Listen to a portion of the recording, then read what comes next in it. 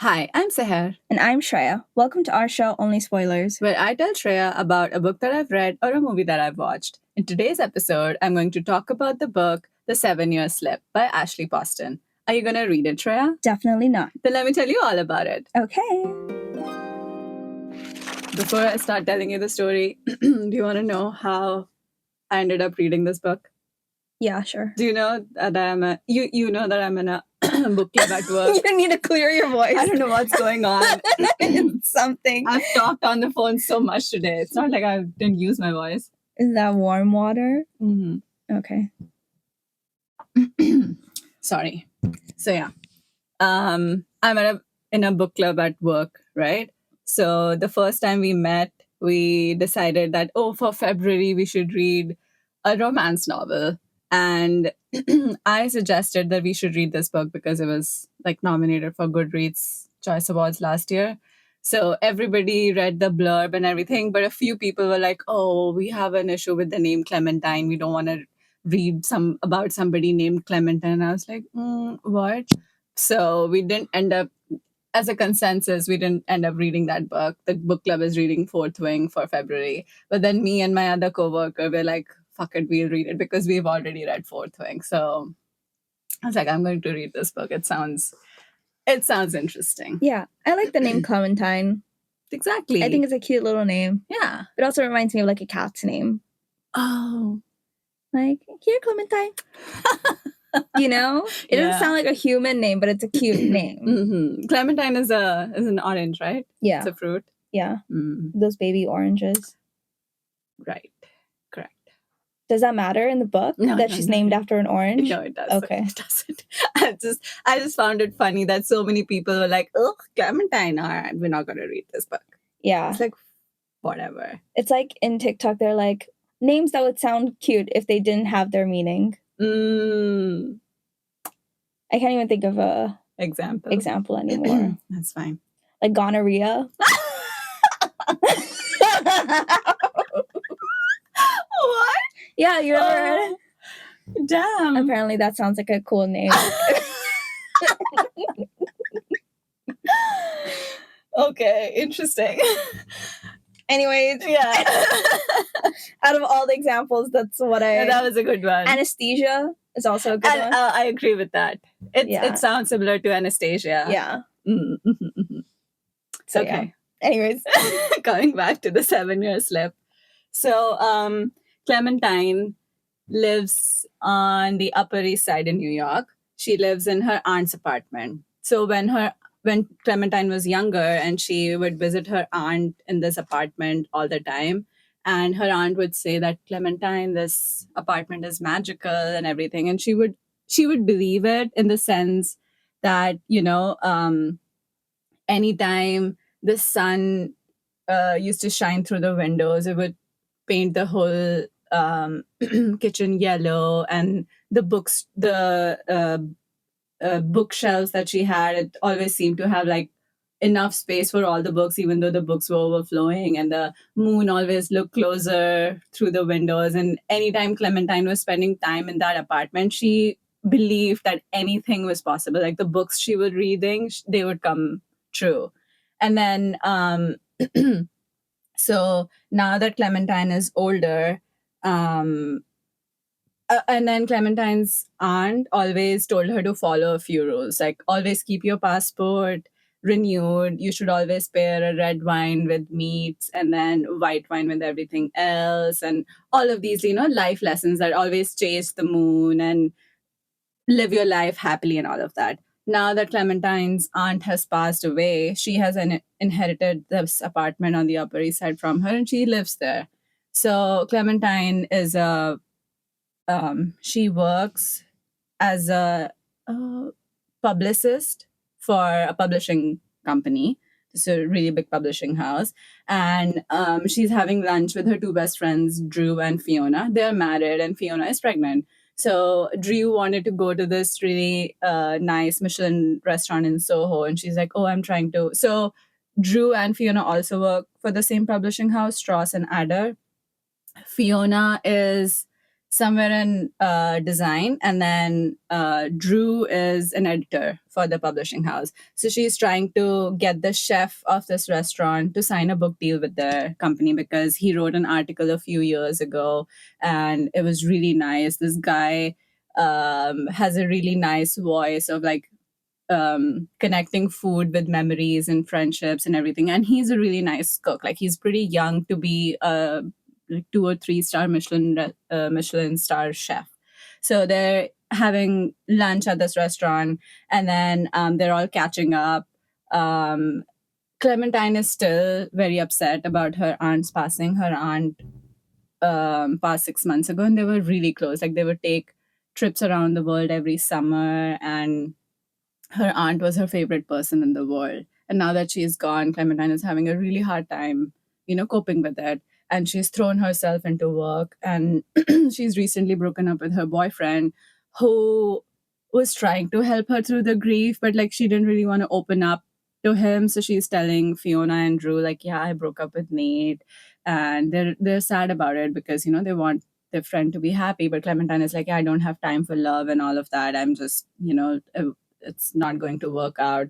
And then Drew is very excited about signing on this chef for the book deal and everything. And then Clementine gets a call from an author who's stuck somewhere in a Denver airport. And then she's like, oh, I missed my flight or something. So Clementine is like, fine, I'll, run to the office and I'll help you out. So, and then there's like a deconstructed lemon pie on the menu, which they order, but Clementine doesn't have time to eat it. She has to run back to the office. So, and while they're putting this order in, they tell the waitress that, we want this dessert. And then can you also ask the chef to come out and talk to us because Drew wants to talk to the chef. So Clementine is leaving the table to run back to the office, and she bumps into someone, and like, somebody is bringing out their dessert, and then she like grabs the plate, she stops it from falling. The person like holds on to her because she was about to fall, and then she's like, oh, I'm so sorry, and then she just leaves. And she I think she's like, I think I heard like this person say something lemon, and she's like, yeah, that's our dessert. And like she just leaves back to the office. Why did she leave? But she's the one who wanted to talk to the chef, right? No, not her. Drew wants to talk to the chef. Clementine is a publicist, so she's going back to help another author who's stranded somewhere in Colorado. Oh, okay. So she goes back to the her office, and then she sorts everything out. She works directly under the second name partner in the publishing house. So it's called Strauss and Adder, right? So she directly works under Rhonda Adder, who's like the director of marketing for the firm. So she goes back to the office, sorts everything out. Drew and Fiona come back from lunch, and then Fiona tells Clementine that the person you bumped into was actually the chef of the restaurant that we wanted to talk to, and he's a really nice and cute guy. And Clementine is like, fine, whatever. And then she's like, the dessert was amazing though, because they were curious about the deconstructed lemon pie, like what even is that. So then Clementine's boss comes back to the office because she was also gone for lunch. And she's like, Clementine, I need to talk to you. Come to my room and close the door. And Clementine is like, oh my God, what happened? So she's like, first of all, why have you canceled your vacation time in August? So every year, 1 week in August, Clementine would take some time off to go on a trip with her aunt. Like she's done it for 7 summers. But this year, now that her aunt is dead, she's like, what am I even going to do? So she cancels her trip. But then Rhonda is like, no, you should keep your vacation time. And she's like, no, I don't need it. I just want to work. I can, take time off later. She's like, no, you're going to need the vacation once you start your new job. And then Clementine is like, what? So Clementine's dream has always been to work where Rhonda is working, like take over for her in a few years because she's ready. She's really good at her job and she's worked at this job for 7 years, right? So Rhonda finally tells Clementine that I'm retiring at the end of the summer and I'm naming you my successor. So from today, I want you to take over most of the things that I do. So at the end of the summer, when I retire, you can go on a vacation and come back and work as the marketing director for the publishing house. Clementine is like shocked, but she's also very happy. She's like, oh my God, I'm getting my dream job. But Rhonda wants her to keep it a secret still because there's still a lot of time until the transition actually happens. So Clementine is like, don't worry, I got it. Like, she's already proved herself to it, but she's like, I won't disappoint you. So it's a Friday, and Clementine usually works late in the office. That day she's finally leaving, and she calls her parents, tells them the good news, and they're like, oh, we're so happy for you. And it's this news and new promotion comes directly near your 30th birthday, so we'll celebrate it all together. So she's going back to her aunt's apartment, which is her apartment now, but she's really sad and upset because she doesn't want to live there without her aunt. Like, that apartment is such a big part of her memory and childhood that, moving her stuff in it, moving her aunt's stuff out of it, it tore her. And she doesn't want to cry anymore about it because she thinks that nobody else will understand what she has lost. Like, she lost the favorite person in her whole life, and then she also lost a part of herself who loved her aunt. So she's just a shell of a person, and she doesn't really have, like, that much of a social life. So that day she just goes home, looks around her half unpacked apartment, and she just ends up sleeping on the sofa. Next morning she's woken up by someone's male voice, like, hey friend, wake up. And then she's like, oh, 5 more minutes. She's thinking that it's her aunt who's waking her up, but then she wakes up and realizes that her aunt is dead, and there's an strange man in her apartment. So she wakes up, throws a pillow at this guy. She's like, what the fuck? Who are you? What are you doing here? How did you get in here? And he's like, are you Clementine? She's like, yeah, how do you know my name? And he's like, oh, your aunt said that I can sublet this apartment for the summer. She said she's going to be gone for a month and you might be around. So she's like, how long have you been in the apartment? Like, how did you get in? He's like, I was in the bedroom, I was sleeping. And she's like, what, you've been here all night? And then Clementine looks around the apartment, and it doesn't look the same. Like, it looks like her aunt's old furniture is back, the paintings and the books she removed are back, and she doesn't understand what's happening. And she sees the note that this guy has from her aunt, and like, it actually is her aunt's handwriting and everything. And then she doesn't understand what's going on. She's like, no, you can't be here, you need to leave right now. And then the guy's like, okay, I'm really sorry, your aunt said you might come around, but. And then Clementine is thinking, like, my aunt is dead, like, what the fuck is he talking about? And he's like, it's okay, I'll leave.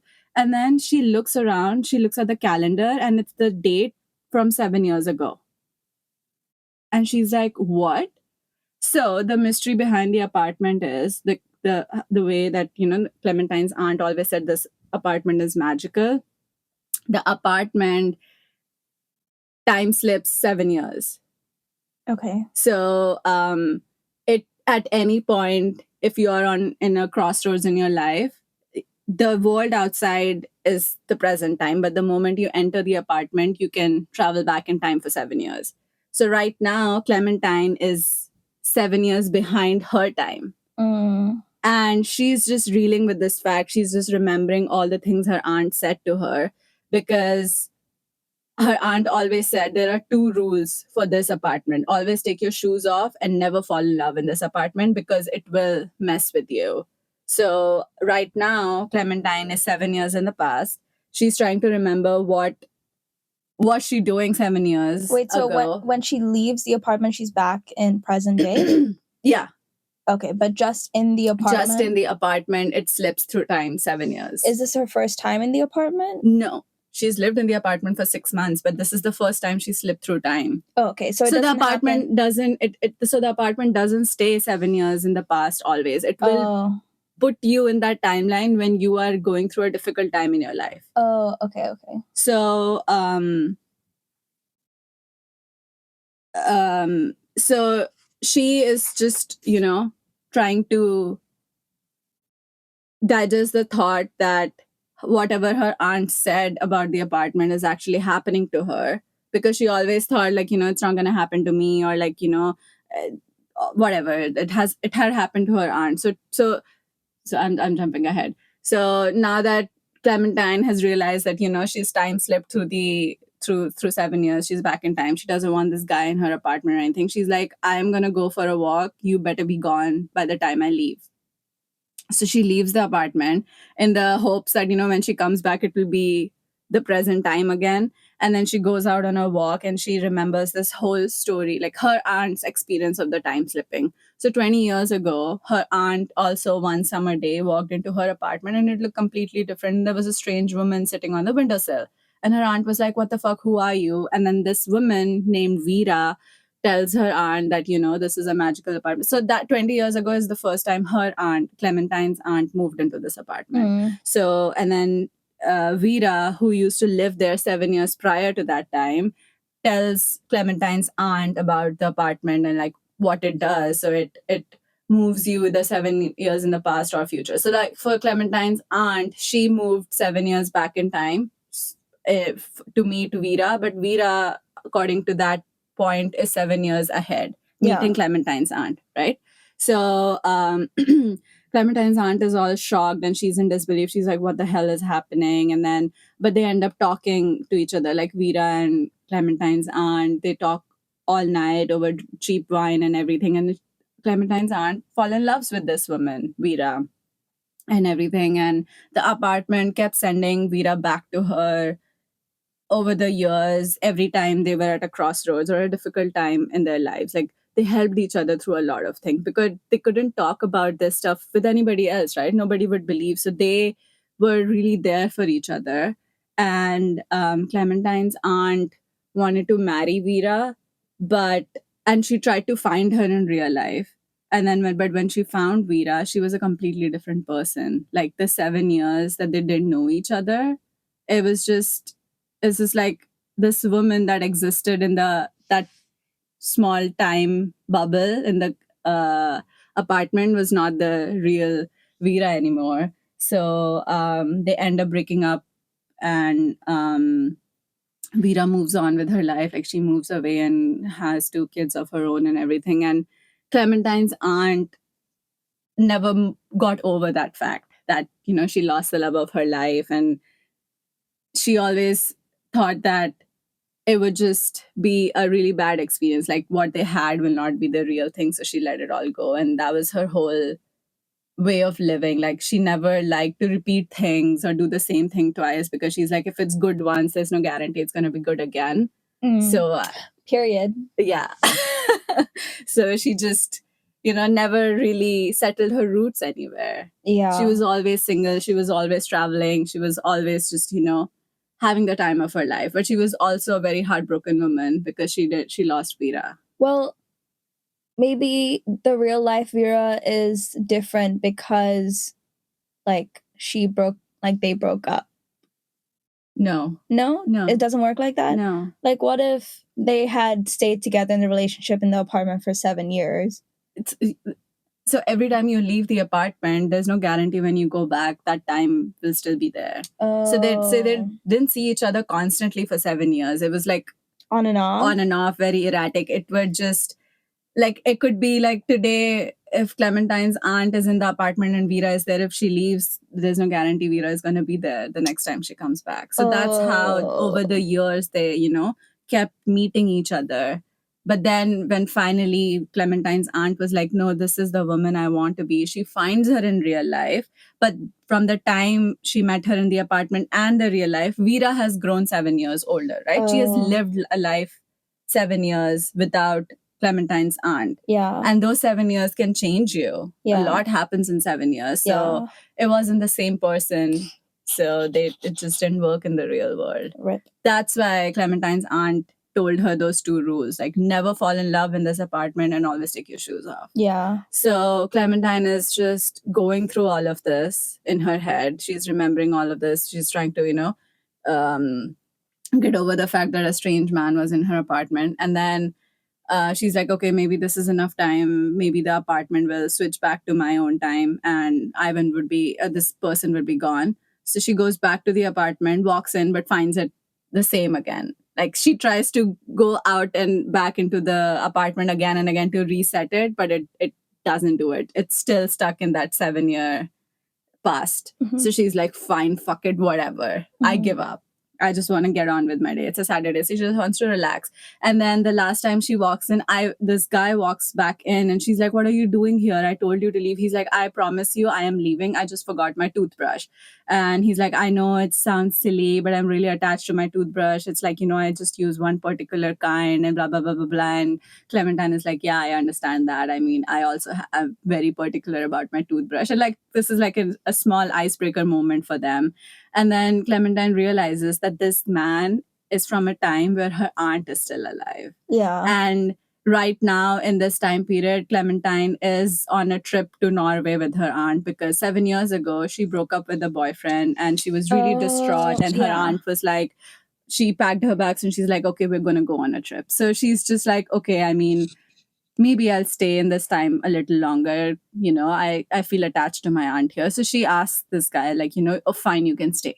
So this guy's like, "Oh my God, thank you so much." And then he introduces himself. He's Ivan. He's from North Carolina. And he's here for a few weeks to apply for a job.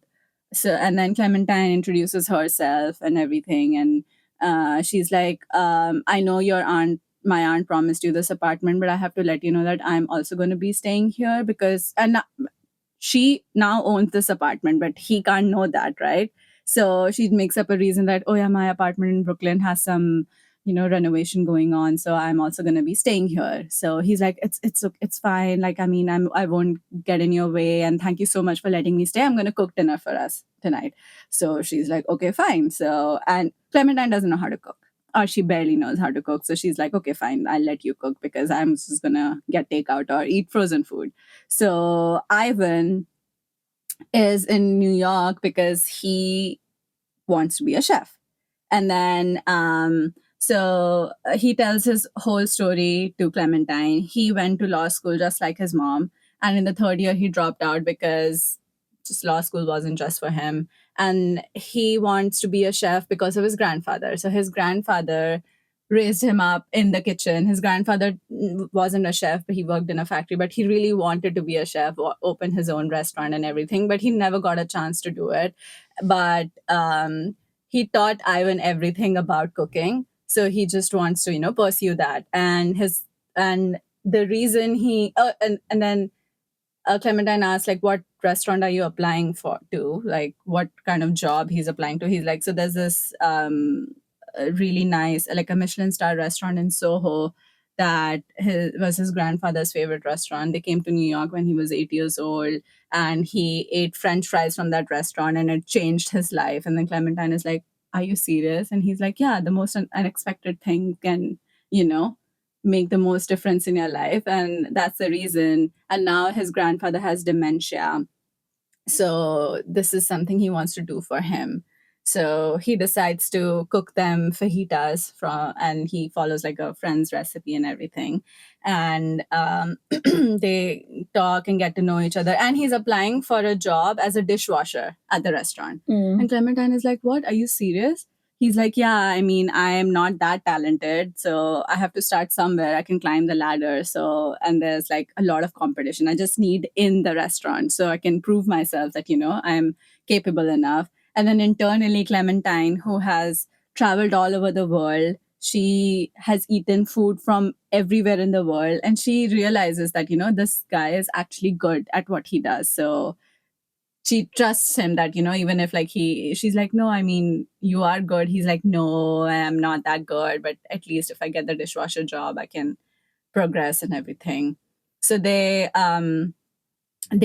they're eating dinner. He's made really good fajitas and everything. And then they're drinking wine, they're talking, they're getting to know each other. He asks about Clementine, like, "What made you go into publishing, and like, do you like your job and everything?" And she's like, she was a art history major in college, and uh she didn't want to go into curating at all.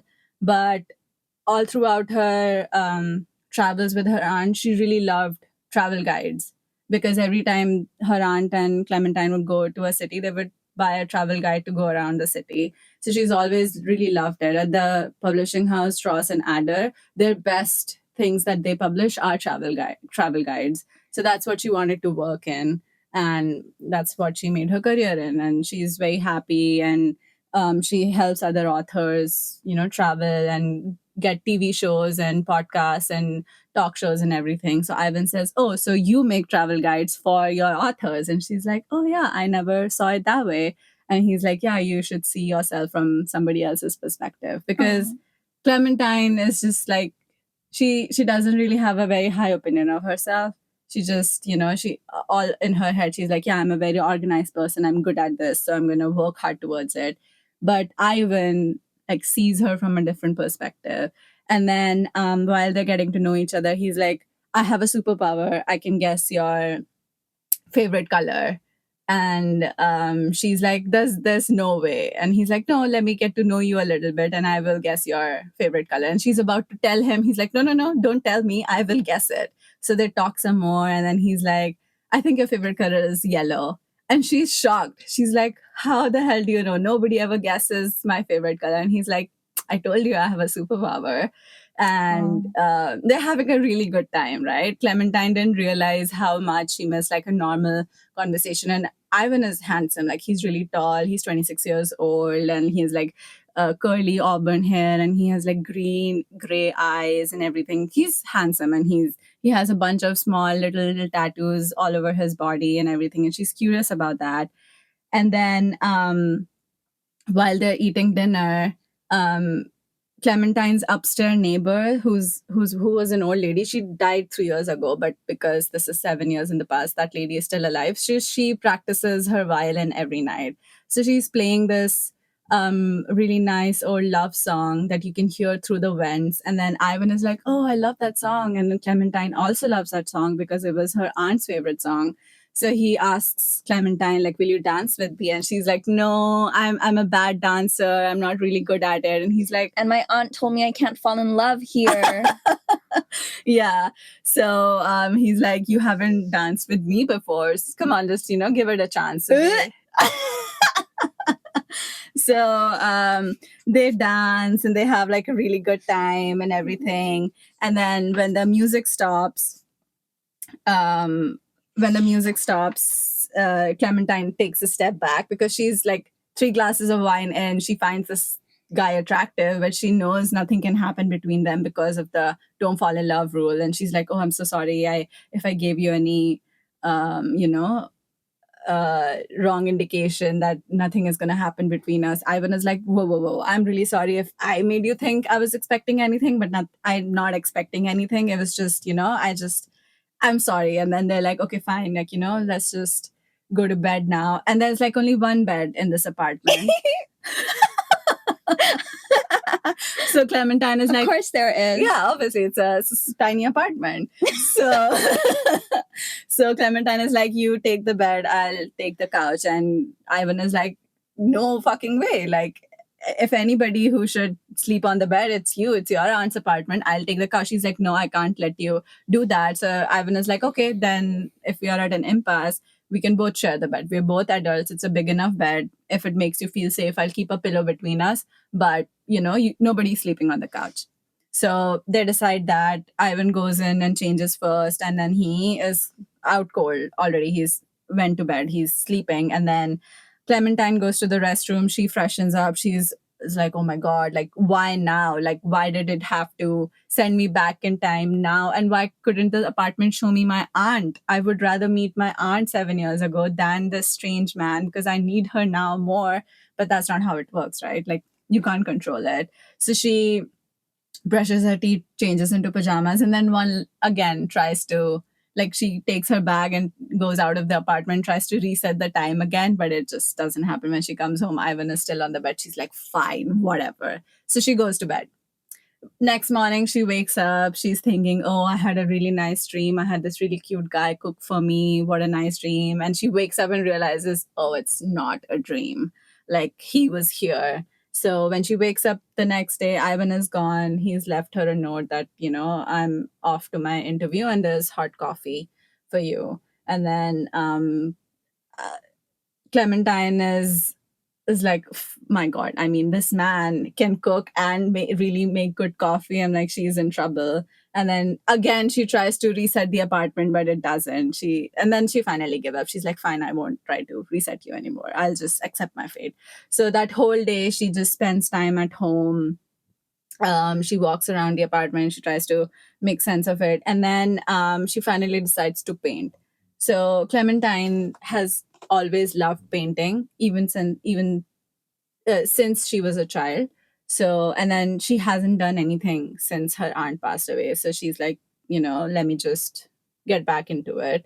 So she sets up a bunch of pillows and like her painting stuff in the bathtub, because when Clementine was younger, she was painting and she spilled paint on her aunt's really nice carpet. So her aunt would always make her sit in the bathtub to paint so she doesn't spill paint all over the apartment. She's like, yeah, it's easier to clean the bathtub than my antique rug. So you just sit there and paint. So that's what she was used to.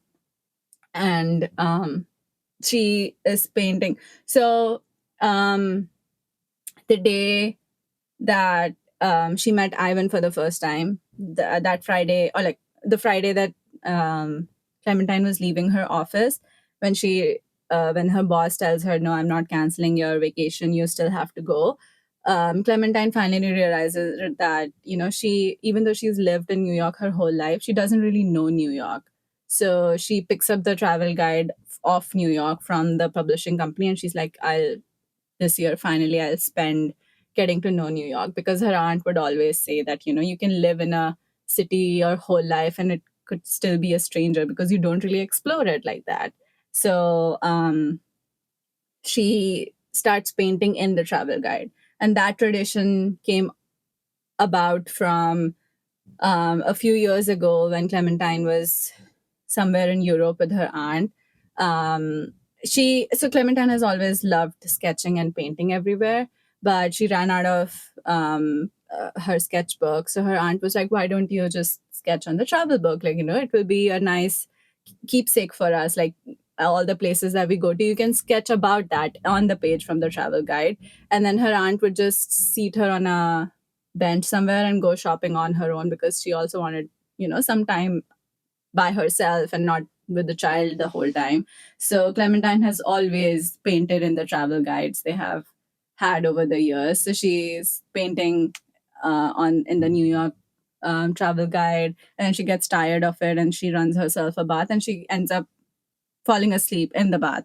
And then she wakes up when the front door opens, and she realizes that Ivan is back. And then she's like, "Oh, hi, are you back? I'm in the bathtub." And he's like, "Oh, never mind, it's okay. I mean, I'll start making dinner again." He's like, "I'm cooking again." So she's like, "Okay, fine." And then when she gets out of the bathtub, she realizes all her clothes are in the bedroom.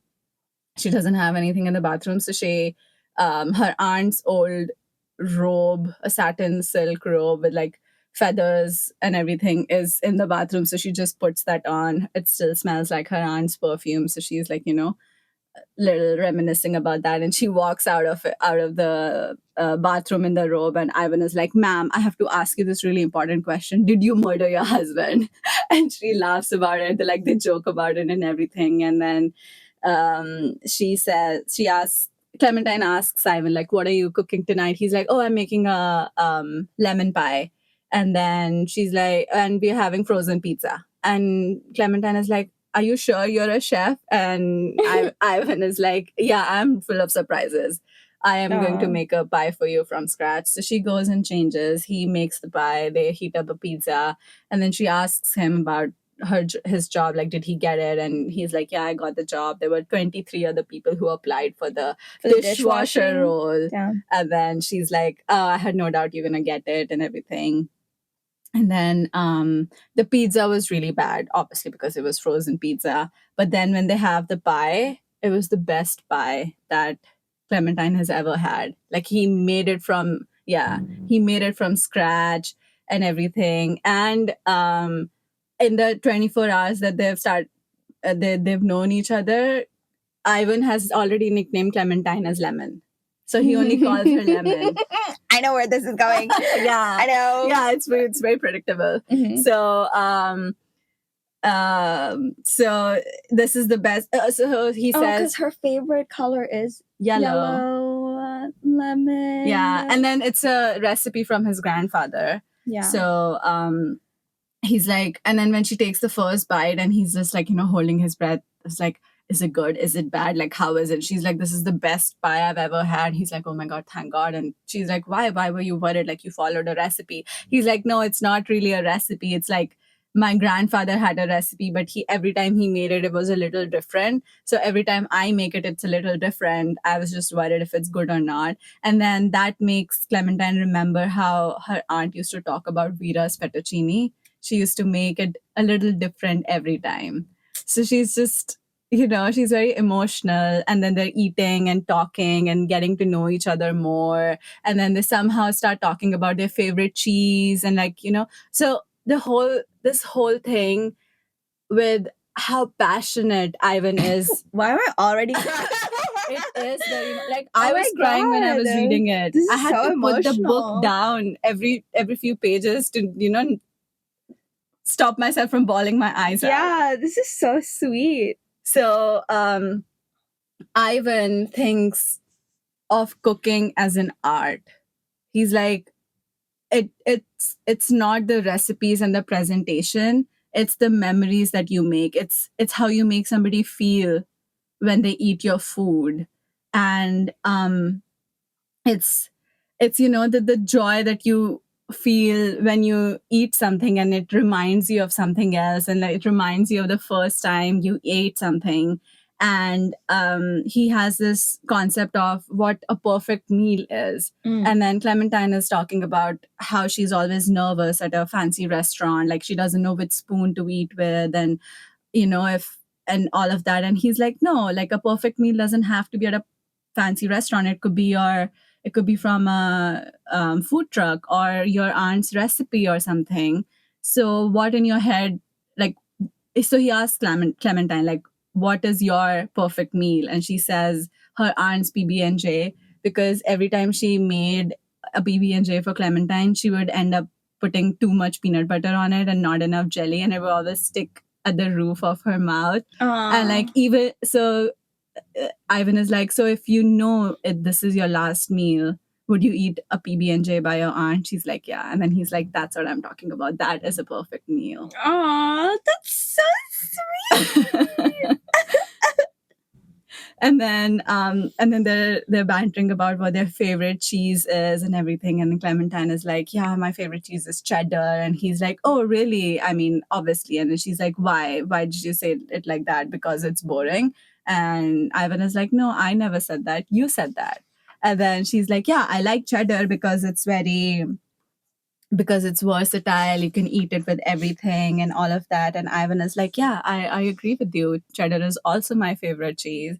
And then in Clementine's head, she's like, so he also likes boring and so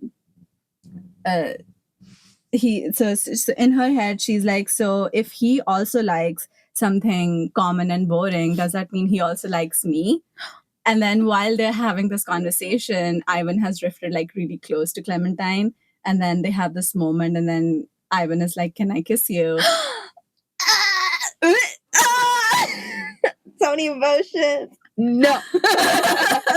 But yes. Yeah, so Clementine nods and he kisses her. And then so when he kisses her, in her head, she feels like she is starved. She's been starved for like somebody's touch for so long, and like, feelings. And like, she stopped crying after her aunt died because she, like, her heart was all just broken and everything, but now she feels something again. But in her head, she's like, I know I'm not supposed to fall for this guy, but he is a perfect man. And I don't know how much time I have with him. And like, her aunt's words are coming back, but she can't stop herself from kissing him. And he's so taken with her that, he's the one who approached her, because the whole time Clementine was like, oh, I'm too good. He's too good for me. Like, why would he like me? Because I'm so boring. I just like spreadsheets and stuff. But no, Ivan is completely taken by her. And they have this really sweet moment. But then she stops him, and then she's like, can we just go back to eating the pie and talking some more? He's like, I will happily do that. And then she asks him, like, I was scared that if I asked, like, you would never ask to kiss me, and I wanted to kiss you, but I was afraid that, and then Ivan was like, why do you think like that? Like, do you think if you took the lead, I wouldn't follow you? And she's like, will you? And he says, I will follow you to the moon and back.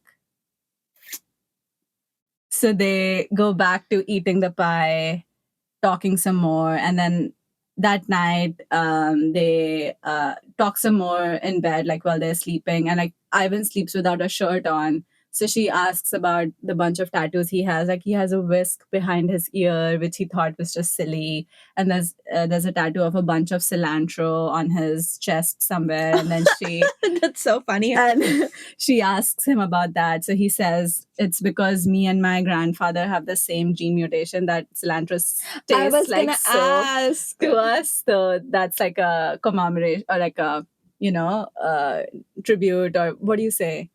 Yeah, like tribute. Yeah, tribute to his granddad. A nod to him. A nod to him, because his grandfather has dementia now. He doesn't really remember a lot of things. So they just talk all night, hold hands, talk about their scars and stuff, and then they fall asleep. Oh. Next day, now it's a Monday, when Clementine wakes up, Ivan is gone because, he has to work now that he has gotten the job. He's at work. So she gets up. She has a huge smile on her face. She gets ready, goes to work. Fiona and Drew are now noticing, like, Clementine looks a little different. She's smiling. She's in her head about something. They're like, what's up with you? Like, what happened over the weekend? And she's like, no, nothing, I'm just happy to be here, and blah, blah, blah, blah, blah. She's distracted the whole day.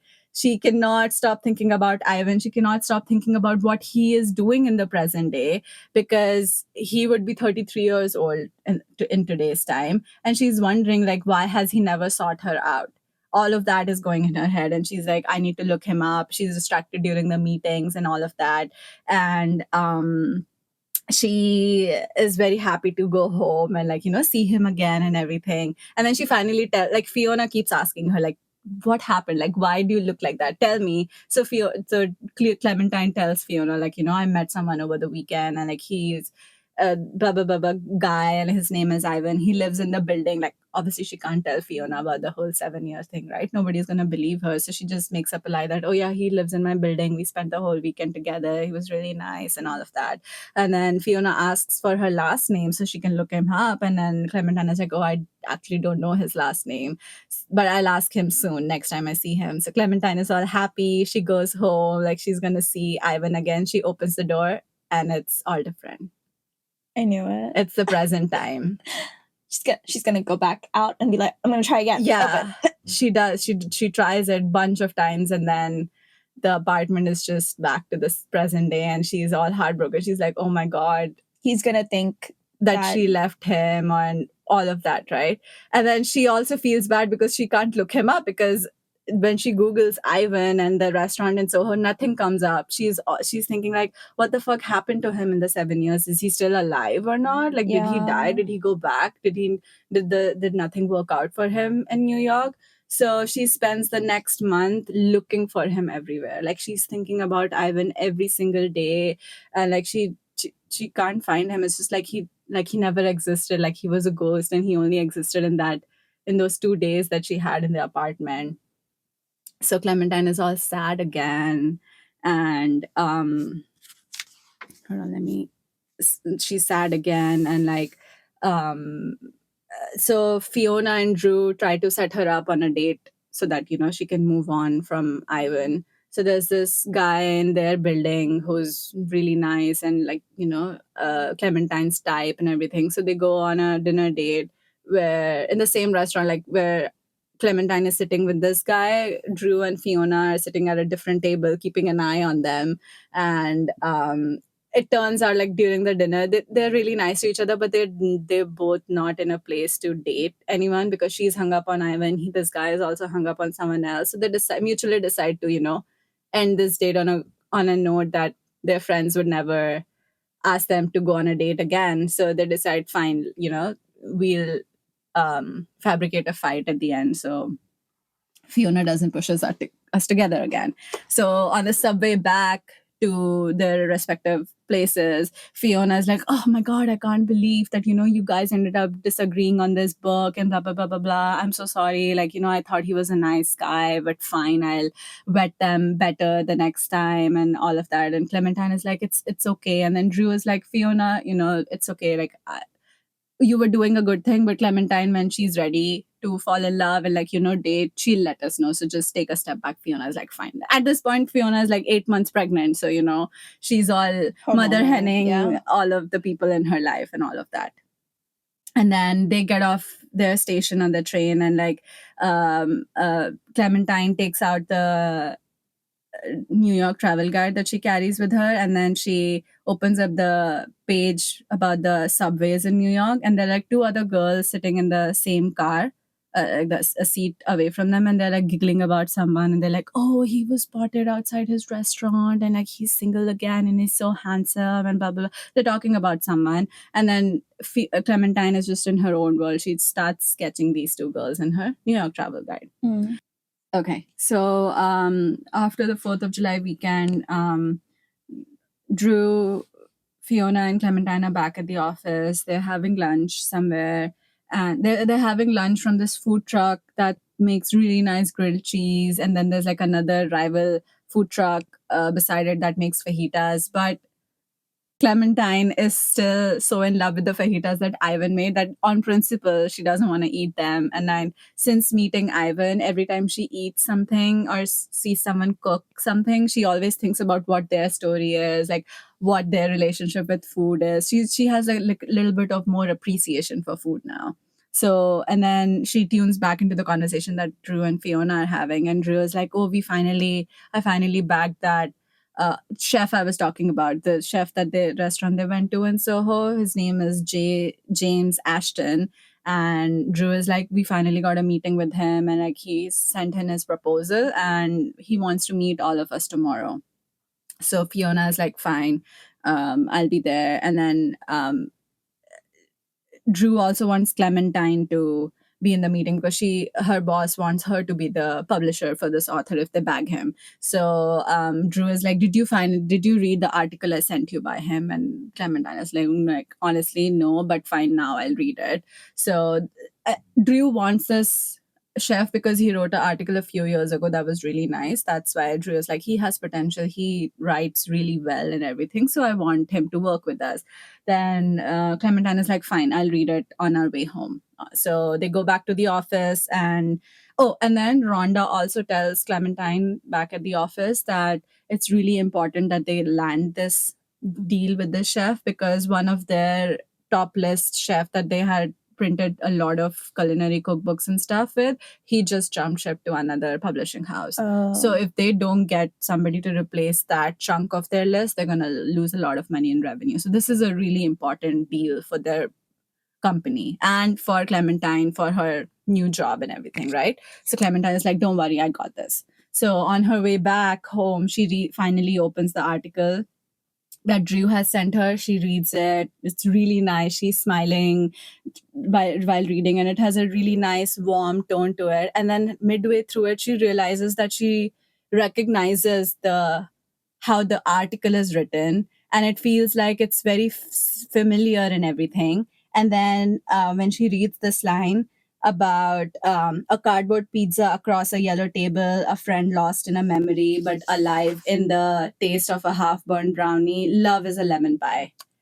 And then the picture of the author of that article loads up, and it's Ivan. Oh my God. And Clementine is shocked. She's like, who the fuck is James Ashton? Like, why, what is this name? Like, I know him by Ivan. And then she's just like, oh my God, he's been, and the person she bumped into at the restaurant was Ivan. That's why he called her Lemon. And she thought he was talking about the lemon pie. And you remember? Yeah, I forgot that he said lemon. Yeah, he said lemon, and she thought, oh yeah, the lemon pie, it's our dessert, and she runs away. But it was actually Ivan who bumped into her, and he's the head chef at that restaurant in Soho, and he's a Michelin star restaurant.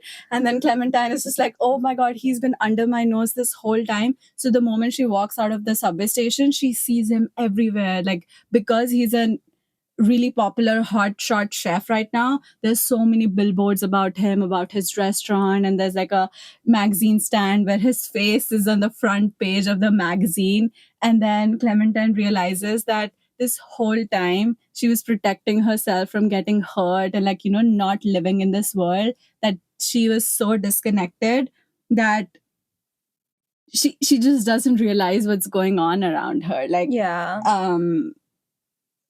I wrote this. This is really nice.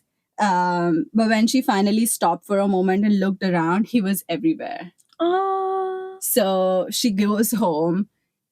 She Googles him. She finds out everything about him. He he worked as a dishwasher at that restaurant for like maybe 6 months. Then he got promoted as a line cook, and the head chef at that restaurant recognized Ivan's talent, and he made his sous chef, and then he got his Michelin star and everything. He traveled around the world a lot, and then his, I think his mentor finally gave the restaurant to him, like, I'm retiring, go take it because you're really talented. And like, she's happy for him that he got everything he wanted, but she's also sad that she wasn't there to experience this with him. But she's also upset that, like, what the fuck happened between us, that he never came back to me, or like he never looked for me in the real world. And she's, I don't know, angry. She's feeling a lot of things that about how this all went down, and she's also a little nervous about the meeting that they're gonna have tomorrow, because she's gonna see Ivan after a long time. For him, 7 years, but for her, it's been like a month and a half. So she's well prepared for the proposal and everything. She knows how to do her job, right? And she has this whole speech prepared, like how she's gonna act when she sees him first, because there's no guarantee he remembers her, right? Because she's under the impression maybe he forgot her, that those 2 days didn't mean that much to him how they meant to her. So she's all like, I'm going to be a bad bitch and everything. And she goes to the meeting the next day, and she walks into the room. Somehow the meeting is supposed to start 5 minutes later, but somehow she's running late because everybody else is already in the room. So she walks in the room, and then Ivan looks at her and she looks at him, and he is the same person, but also not the same person. Like, he looks older. His underbags have been replaced by crow's feet. His hair is cut a different way. He's dressed really nicely. Like, he used to wear like stretched out neck t-shirts and like Skechers and like baggy jeans. Now he's all polished. He's wearing Oxford and like a tailored jacket and everything. He looks really good. Like, in her head, Clementine is like, I am so fucked. Like, how am I supposed to go about my day, work professionally, when this hottie is sitting there and I don't know if he recognizes me or not? So everybody introduces themselves. She shakes Ivan's hand and she introduces herself, like, hi, I'm Clementine. He's like, hi, I'm James Ashton, but my friends call me Ivan. James is my grandfather's name. So he explains himself to her, or like to everybody, like, my middle name is Ivan. That's what my friends call me by, but my first name is my grandfather's name, and blah, blah, blah. So the meeting starts, this whole proposal and how he wants to write this book is discussed, and Drew talks about the publishing company and how they're going to, work through the book deal and everything. Then when Ivan starts talking about how he wants to write his book and everything, he's like, he says that, cooking is about presentation and skill. It's about how much hard work you put into this, and the way he's talking about cooking is not how he used to talk about it. Like, it's completely different. He's completely talking in the way that, it's just not him. It's not even the person who wrote that article a few years ago. And Clementine is just shocked. She's like, what the fuck happened to him? Like, why is he talking like a robot? Because this is not the Ivan I remember. This is not how he used to talk about food and stuff. And at this point, she still doesn't know if he remembers her. She's staring at him. She can't help it, but she keeps taking her eyes off of him. But she realizes that he's also looking at her from time to time. And then when the meeting is finally over, Ivan's, or I'll just keep calling him Ivan, otherwise it's going to get confusing. Ivan's agent is like, okay, so send us your bid by tomorrow. We are still talking to other publishing companies, and this time it's going to be a different process for us to select who publishes this book and blah blah. That's not important. I don't tell you later. But Drew and Clementine are both a little upset about how, like, rude this meeting was, and like, because even Drew is so objective. Yeah, and exactly, a highbrowed and everything. And she's also realizing that this is not the man who she saw in the article, because that person was really down to earth and had like a connection to the food, but this person is just talking like a businessman. So Drew and Ivan's agent leave, and then he hangs back a little bit, and then he looks at Clementine, he leans in, and then he says, it was good to see you again, Lemon, and he leaves.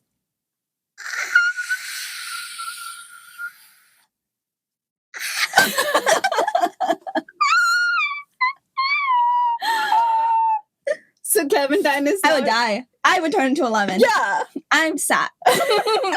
Sit, I'm sad. Oh my God. Oh my So God. she's now shocked that, oh my God, he remembers me. But why the fuck did he not contact me in 7 years? Like, what was going on? So that night, it's a Wednesday. So Clementine, Fiona, and Drew have this tradition of going to a bar called Buried Alive for a wine and wine, like WINE and WHINE. Yeah. So, and they bring another coworker with them this time. So they're all sitting around drinking cheap wine, eating cheese boards and everything. And the whole time these other women are having a conversation, Clementine is on her Instagram stalking Ivan. And she gets caught by Fiona. She's like, you are distracted. What the fuck are you doing? So she takes her phone away. And then Clementine is like, oh, no, it's nothing. I'm just doing research for the blah, blah, blah, blah, blah. And Fiona is like, oh, looks like you have a crush. And they're teasing her about James and everything. And Clementine is like, no, it's fine. And like, she dismisses it and everything. And then a few days later, they get the news that they didn't win the bid for the book with James. Like, him and his agent, they didn't pick Clementine's company for the book deal. And she's very upset about it. And Drew is very heartbroken. And then Rhonda, Clementine's boss, she reads through the proposal and everything. She's like, the paperwork is perfect. This deal should have gone through. The only reason that doesn't make sense is maybe there was something said in the room during the meeting that went wrong. And that's why, like, we didn't get this deal. So she's upset about it. And Clementine realizes that, oh, fuck, maybe it's because of me. Maybe Ivan doesn't want to work with somebody he's kissed before. And like, maybe I don't know how things ended with us. Maybe it ended in a bad note. That's why he's not, agreeing to work with us or even shortlist us, not give us the bid at once, but at least shortlist us, right? For the next process, nothing. Drew is very upset. She's because she worked really hard on it. And Clementine is just feeling guilty. Like, she doesn't know what to do about it. So that night she goes home. And it's a Friday. So she goes home. She's thinking about, okay, I'm just gonna, try to relax, take a bubble bath and like eat ice cream and everything. And she goes into her apartment, takes her shoes off. And then a familiar male voice says, Lemon, is that you? And then she's like, oh my God. The end of this episode. Stop! Shut up right now. Are you joking? No. This is cruel. My God, I feel like this is a cliffhanger this is an episode, but like it feels like I'm watching a movie or a TV show. No. So she's in the apartment right now. She's in the apartment right now, and then he's already in the kitchen. Oh my God. The Ivan from 7 years ago. It's so weird. Like, she can't tell him, like, you know what you did today? No. Like, because that could change the trajectory of, like, the future, So it can happen. Mm-hmm. Fuck. Yeah. What do you think is going to happen? I have no idea. Because I haven't even read the rest of the book yet. I don't know. Me either. I'm so scared. I'm like, oh my God, is this going to be a happy ending or not? Yeah. What happened between them that he is just... And what happened to Ivan to make him become this James cold-hearted person? Yeah. Oh my God. The dialogues are good in this, though. The lines are really good. They're very touching. They are. It's a good time. Mm-hmm. Shit. Oh, I don't know. I hate it. I hate it when like good characters turn cold after years. Yeah. You know, seeing that, and you're like, you're not. What happened? Yeah. Oh, I hate that. Yeah. And like they're suddenly everything that they've hated or never wanted to become. Yeah. Ooh. They become that. I was like, what? Why would you? Like, Yeah. wouldn't you work harder to not be that person? Like, immediately when you said, oh, cooking is about being skill and presentation. Yeah. I'm like, what? Yeah. You made it though. Like, you made it with the values that you had before. So why would you change your values to something else? And he said that he wants his book launch to coincide with the opening of his new restaurant in NoHo. Okay. So this is all just, a publicity stunt, or like to stay in the limelight strategy for him.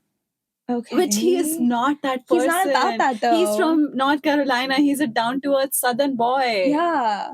He's from North Carolina? Yeah. That's why I love him. Not North Carolina. NC would be haunting, really. It's calling me. Yeah, seriously. I think Charlotte is calling you. Is he from Charlotte or is it another? No, not from Charlotte, but North Carolina. Yeah. Fuck, dude. Interesting. Very interesting. Yeah. Damn. I wonder what's gonna happen. Yeah. If you see me cry during the next week, I have to stop myself from asking. Yeah. I have to just look at you and be like, don't tell me. She will tell me later. Yeah. I'll just be like, I'll just look at you and be like, fuck. And you'll be like, I'm like, shit. I can't do this. It's fine. While you're doing that, I'll just rewatch One Day. No. Oh, watch the movie. No, I don't want to watch it. After watching the TV show, I don't want to watch the movie. That's true. Oh, I'm good. I like this Emma. I like the TV show Emma a lot. Yeah, she is nice. She's so cute. I can't watch Anne Hathaway do that. No. Plus, I didn't like the guy who played Dexter either. An old man. Yeah. He's not old, but compared to Dexter in the TV show, he's old. Have you seen that fan edit on TikTok with the 1975 song? Something about you. Every time I listen to that song, it's just One Day in my head now. Yeah. They've ruined the song for me. Yeah. I mean, not in a bad way, in a good way. In a good way. Yeah. That's why that song was on repeat yesterday. I heard it. I kept going back to the woman's part. I was like, again. I heard it from the bathroom. I was like, I was singing along too.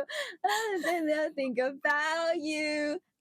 I was like moving on with the song, and then you went back to like something about you. And I'm like, all right, okay. I'm like, is she listening to this song or is she on TikTok right now? You couldn't understand. But I love that. Yeah. But I think this will have a happy ending. Let's hope so. It has to. Yeah. It has to. They started it so cute. Yeah, it has to. With him holding her waist when she's about to fall, and he's like, lemon. Yeah. You can't say lemon and like get hit by a car. Like, This cannot be One Day in Disguise again. Yeah. I will not survive that. Yeah, that's not it. No. If this episode piqued your interest and you want more details, then read the book. See you in the next episode.